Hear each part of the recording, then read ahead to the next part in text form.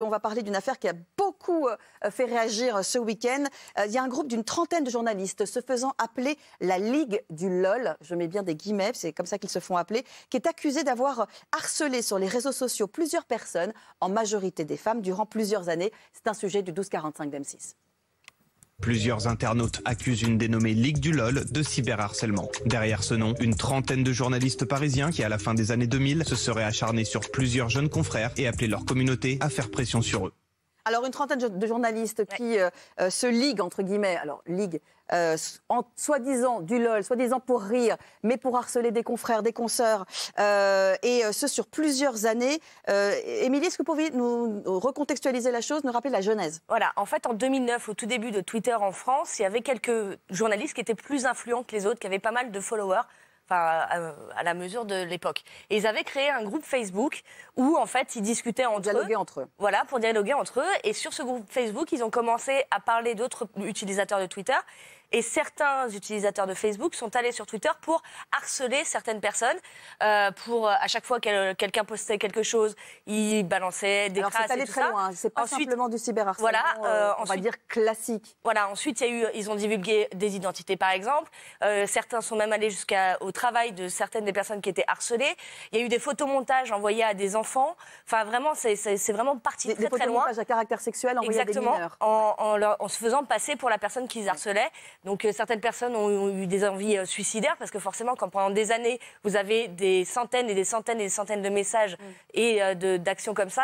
Alors, c'est revenu au grand jour, là. Oui, très récemment. Pour quelle raison c'est revenu au grand jour? Parce qu'en fait, quelqu'un a dénoncé un des journalistes qui, à l'époque, harcelait et qui aurait harcelé, parce qu'il dit que non, et qui aujourd'hui se présente comme étant un féministe. Et ce qu'il faut savoir, c'est qu'à l'époque, ils harcelaient notamment les femmes, et notamment les féministes, et les homosexuels. Alors, plusieurs de ces journalistes ont été mis à pied à titre conservatoire, notamment dans le journal Libération, tout à fait. puisque le directeur de la rédaction a décidé de voir un peu plus clair dans cette affaire. C'est eux aussi, d'ailleurs, qui ont sorti un papier parlant de cette affaire, donc ils font un peu le ménage chez eux, ce qui est plutôt louable.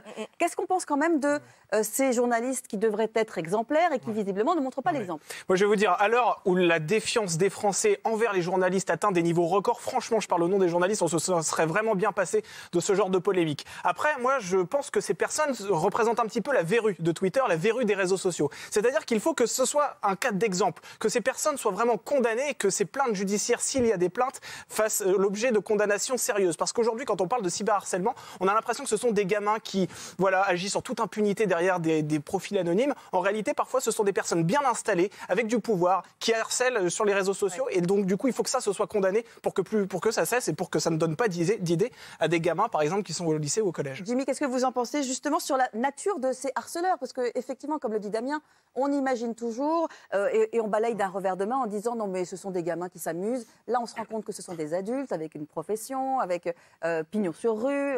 Qu'est-ce que vous en pensez? C'est vrai que ceux qui nous donnent des leçons aujourd'hui de féminisme et qui derrière, en fait, il y a quelque temps, harcelaient soit des personnes homosexuelles, soit des femmes, je trouve que c'est un peu facile. 10 ans plus tard, j'ai vu certains messages passer dire « Oh, je m'excuse, je suis désolé ». Les excuses ne suffisent pas. Je pense que, comme Damien, il faut qu'il y ait une vraie sanction, un exemple. Mais je pense que ce n'est pas lié simplement au monde du journalisme. Je pense que chaque corporation a ses brebis galeuses. On doit avoir la même chose en médecine, très certainement. Probablement chez les avocats. On a eu dans le monde des acteurs, du cinéma. Donc je pense que dans chaque profession, il y a une parole qui doit se libérer. Et j'espère que ça aboutira à quelque chose. 1, des sanctions. Et 2, que ça ne se reproduise plus. Donc on attend vraiment la suite de cette affaire, en tout cas, au sein des différentes rédactions qui sont touchées, visiblement, on est en train de prendre la mesure de l'affaire et d'essayer de voir un petit peu plus clair dans cette histoire. Le hashtag, c'est CQDLT. N'hésitez pas à nous dire ce que vous en pensez, notamment sur les réseaux sociaux, puisqu'on dialogue ensemble, mais nous, en toute transparence.